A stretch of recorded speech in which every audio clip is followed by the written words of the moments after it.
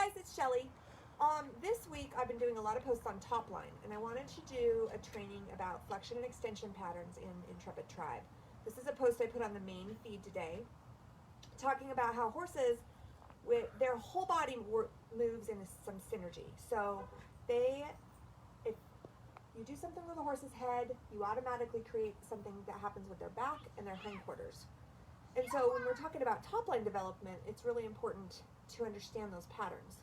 So horses have what we call a flexion pattern and extension pattern. So if I'm a horse and I raise my head, what that causes is me to automatically drop my back and kind of extend out my hindquarters, right? Kind of, in humans, we call this a little anterior tilt of the pelvis, right? And a little bit of back arch. We don't always use those terms with horses, but it's really similar. So with horses, this is an extension pattern. I'm a horse, I look up, right?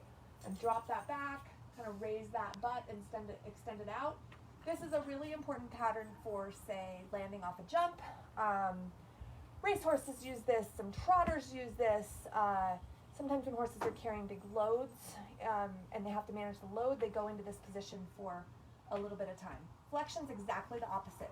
If I'm a horse and I drop my head, it makes the supraspinous ligament in my back come up, so I raise my back, and I essentially kind of tuck my pelvis. In humans, we call this posterior tilt. Horses' pelvises don't move as much as ours do, but it's sort of the same idea. So flexion pattern, extension pattern, right? Flexion pattern, really important to horses that have to do a lot of engagement and kind of power moves. Your dressage horses, your cutting horses, like a lot of your, trying to think of another example, horses that pull big loads, like that pull the really heavy loads. You'll see them, they've got the harness on them and they go into flexion to get everything really powered underneath them to pull the wagon forward.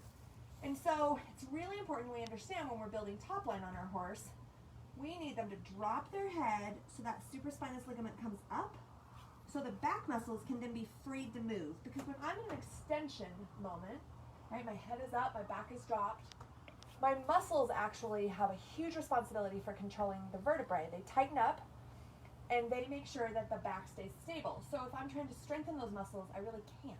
They're kind of stuck in a contracted position because they've got a job to do. So to build the top line, I need to put my horse in a flexion pattern with a lowered head, raised back. Now the top line muscles can move through a bit of a range of motion. We can do lateral stuff, like we can start to move around here.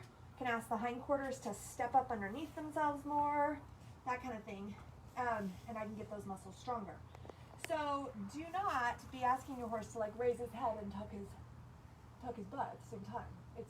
It's really counterproductive, and that is something that slowly horses get, as their top line muscles get stronger, they're able to do. So if you look at an upper level dressage horse, that's exactly what they do, right? They've learned how to elevate their shoulders, elevate their neck, bend it a little bit, stay high up here at the same time as tucking under.